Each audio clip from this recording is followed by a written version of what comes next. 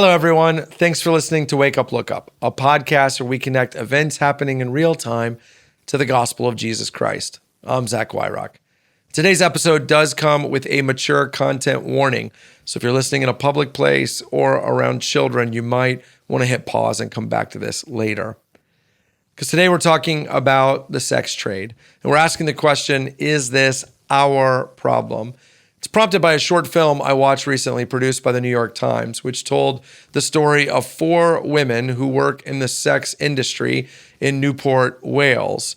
4 women who work as a living selling their bodies to men, mostly for sex. It is, as you might imagine, a difficult watch. It's an animated film. They try to make it as lighthearted as they can. It doesn't use the real women's faces or, in some cases, their voices, but it does tell their real stories. And try as the secular world might to make sex work sound like a courageous choice by people who choose to sell their body to make a living, it is heartbreaking. That's because what you don't hear among any of these women is hope.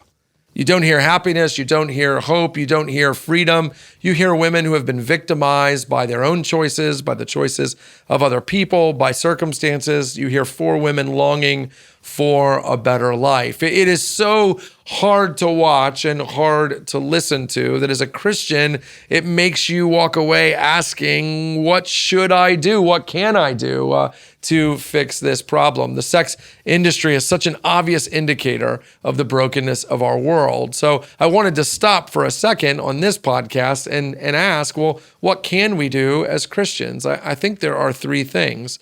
The first is we can let our hearts be broken.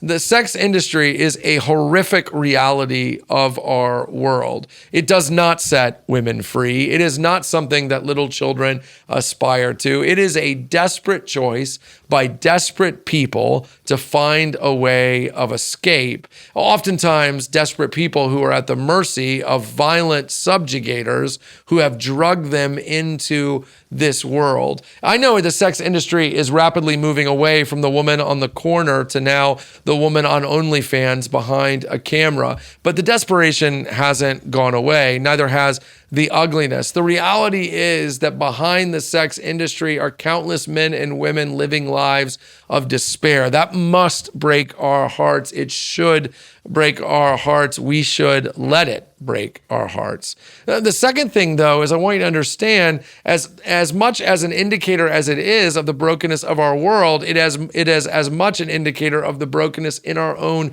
hearts, because the sex industry exists because of our appetites. That's business. You only sell what someone's looking to buy. The sex industry exists because you and I can't regulate our sexual appetites. We've not fully surrendered our sexuality to Jesus. Listen, the reality is that if all the Christians of the world tomorrow surrendered their sexuality to Jesus, the sex industry would be decimated. There would be very few customers to sell to. We are the problem.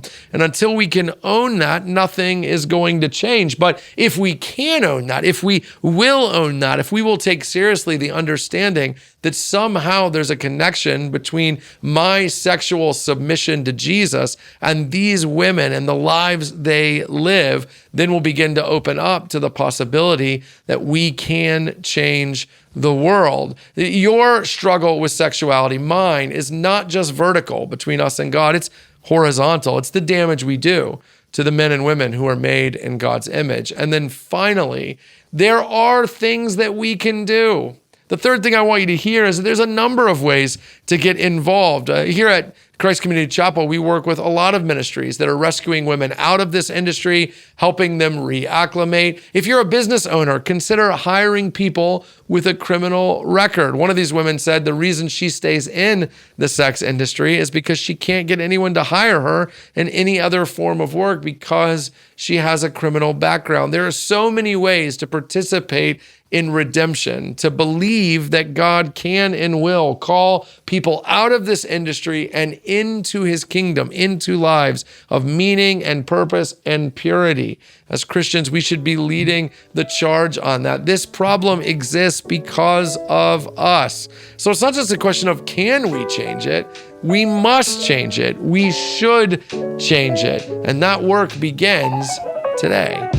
Hey, thanks for watching this episode of Wake Up, Look Up. While you're here, make sure you click like and subscribe so you get future content from Wake Up, Look Up. And hey, leave a comment below letting us know what you thought or interacting in some way with what you just watched. I'd love a chance to talk with you more in the comment section. And also, while you're here, check out all the other content CCC puts out, including the videos that are around me right now.